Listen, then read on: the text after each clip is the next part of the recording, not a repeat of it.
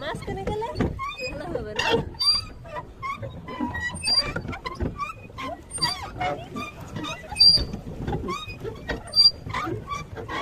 আরে ঘুরাও কম নেই। আরে এত এত তাড়াতাড়ি ঘুরা গাদা বাড়ি খাওম যাই। তুমি সাঁতার জানো না? হ্যাঁ কি বলো সত্যি? শিখা মানে ওয়েট কর একটু পরে।